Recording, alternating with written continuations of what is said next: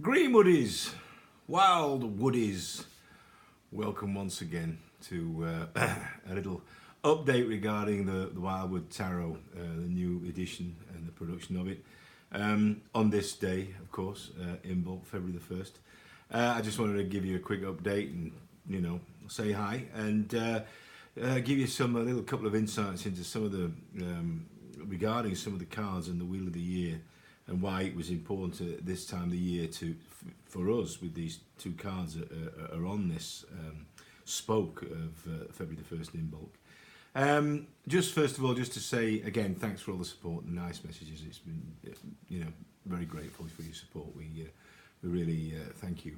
And we are at the moment getting various prices and quotes for decks, the type of deck, the type of card, the type of edging, if we're going to use an edging. So we're in the process of receiving quotes on that at the moment for the various productions, runs of that. And we're in that process right now. And I don't know where you are in the world, but if you're in America, you're probably snowed in. If you're in the UK, you're probably snowed in. And we've had some snow here, but it's not been as bad as some of the other places I've seen on the news, particularly in the Midwest. And so it was kind of funny that one of the cards that I was going to talk about was, of course, the Ancestor and the snow on the ground, as you can see. And if you've been watching any of my videos that I've posted on Facebook, you can see this week we had visitor Mr. Hare. Harry Hare came to see us and actually came back several times. He's been hopping around out there. We do have kind of a wildlife menagerie all around us here, which is great. Yesterday afternoon, the owl decided to hoot itself into a frenzy in the middle of the afternoon, which was great. And we've got pheasants and somebody you've seen, we have various other waterfowl and herons and egrets and everything you can think of. But it's great to see the animals come out this time of the year and wander around the garden, particularly the hare. We're looking forward to the hedgehog. I built him a hedgehog house, which he's quietly snuggled up in the side of the garden here. So it's great to see those creatures come alive, which is what Imbolc is about fertility and the coming of the spring, and obviously the celebration of Bridget and St. Brigida, and the festivals regarding all of that. So it's quite an auspicious time of the year, and I only mentioned yesterday, in fact, that it's now, here it's 5 o'clock in the afternoon. So and it's still light, and it's been snowing all day, but it's still light out there, which makes it extra special. So these two cards for me at this time of the year are both kind of really significant. Obviously, the Ancestor is a very important card because it's that first drumbeat, the instinct to follow the path wherever it may lead through the gateway and see where it takes you on the journey. Take the journey for the journey's sake. So the Ancestor for me, and those obviously that Robert and Sherwood fans will instantly recognise the Herne the Hunter type figure, the Ancestor banging the drum and summoning you on this journey around the wheel. So this was a very important card for me in terms of just deciding to, okay, let's follow the path and see where it goes. And the pole star, which I put up on the Greenwood Facebook page, and this is a very, very important card for me. This card really, in many respects, I would say is a lifesaver, has been a lifesaver for me. Because in all of our lives, we get these points where we either get off the beaten track, or we get lost, or we are pursuing something which may just be like a will-o'-the-wisp, and you have to have that pole star in your life to keep guiding you in the direction that you want to go. And as a kid, I was fascinated by stars and the formations of the stars and the whole history of all of that. And I particularly was interested in Orion, and the history of Orion, and obviously the Great Bear, which is featured heavily in obviously Greenwood Tarot. And so those legends, the ideas of looking at the stars and seeing those mythical beasts in the stars were very important to me. And how to locate the North Star, Polaris, which everything else in the sky appears to rotate around. And how to find it, the two constellations that I learned was Orion, which only comes up in the winter, of course, but if you draw a line through Orion's legs and his arms and through the center of his belt, it will point you towards the general direction of the North Star. And of course, the Great Bear, when the pointers, if you look for the pointers and measure the pointers out 4.5 times, it will lead you to the North Star. And I've used that method of actually direction finding when I've been out in the middle of nowhere. Many times. It's still a very reliable way of working out where you are and which way to go. And so I'm going to tell you a little story about that, about both of these cards, both the Ancestor, about following the path, and about the Pole Star, because it's a little, some people know this story. If you've read Hold Fast, you'll find it in there, but it's a true story. It's regarding this ring, which people have heard of me talk about, my Uncle Eric's ring. That's my Uncle Eric's ring.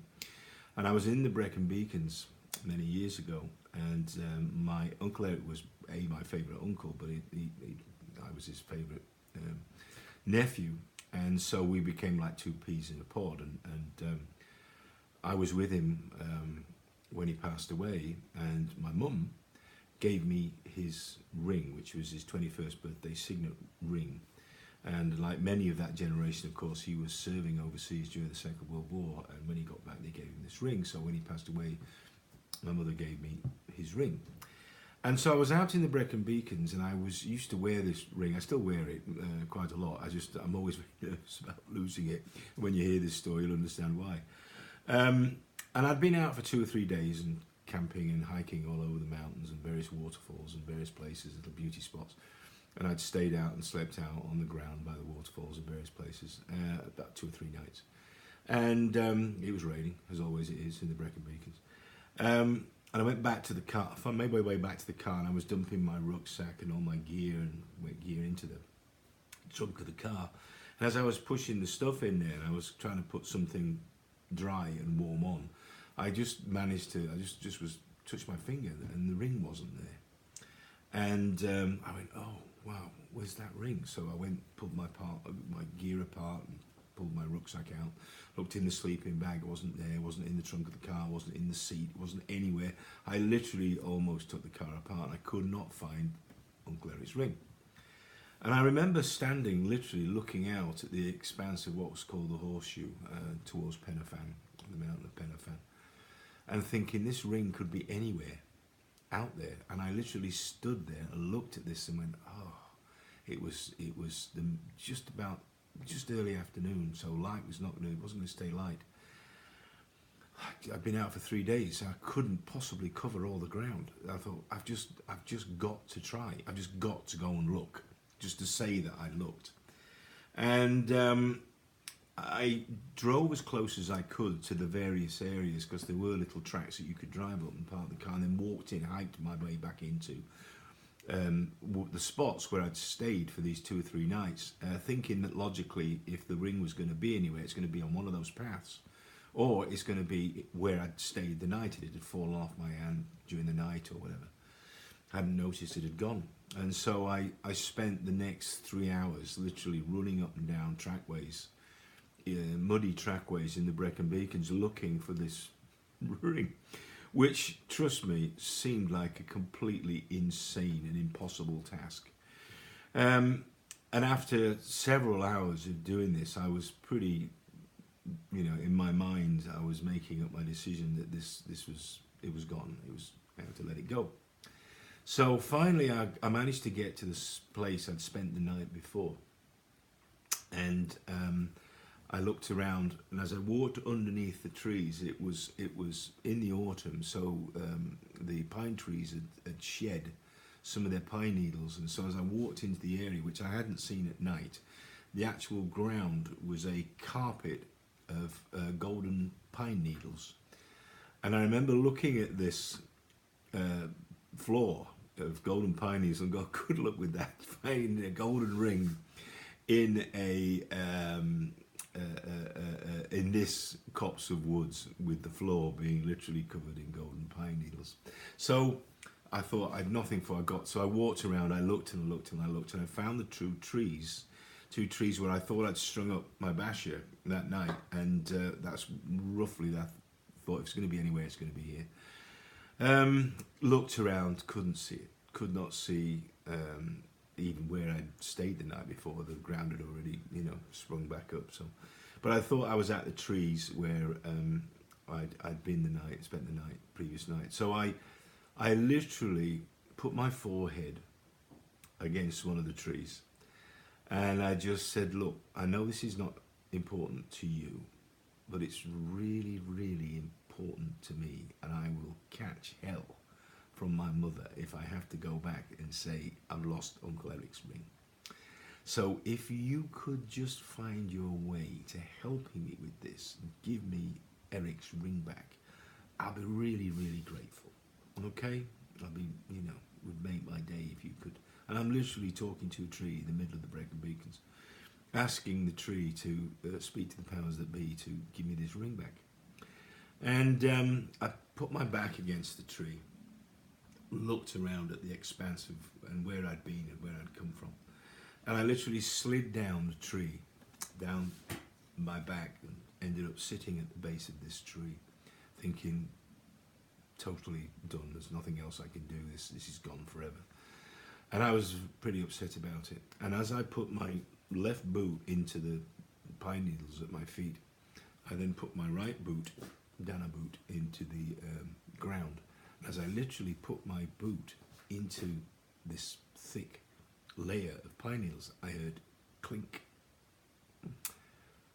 And I looked, and at the heel of my boot was this ring. Little gold ring. Means nothing to anybody, but it meant a lot to me. And so the lesson that I learned from that was trust the beat, trust the ancestor, trust the pole star, your guiding star. Keep going. And sometimes we have to go right to the very end, and we have to face despair, and we have to face all of the consequences of losing something that we treasure. But you have to keep going. And sometimes if you keep going and you ask a question, the universe will find a way to bring you an answer. So that's the story of Uncle Eric's ring. I'll bring you another update probably in a couple of weeks just to let you know where we are. We've been talking about the lessons and doing the course with it, and I think at the moment the favourite is to actually go around the Wheel of the Year as it is for the Greenwood and talk about the cards like I've just talked about these, but in more depth, and follow it around. There's 22 obviously major arcana, so that would be 22 half hours.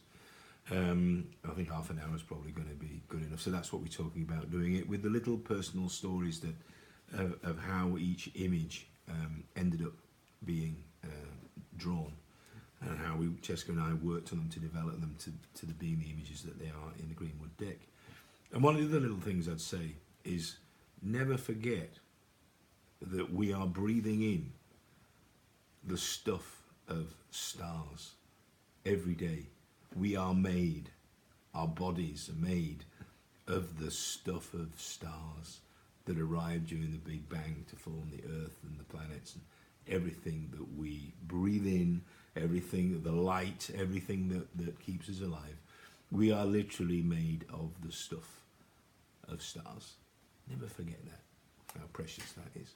Okay, I will see you shortly, and I will give you another catch up in a couple of weeks, and we'll let you know how we're progressing. Okay, thanks again for your time. Hope you enjoyed that. I will see you all very soon.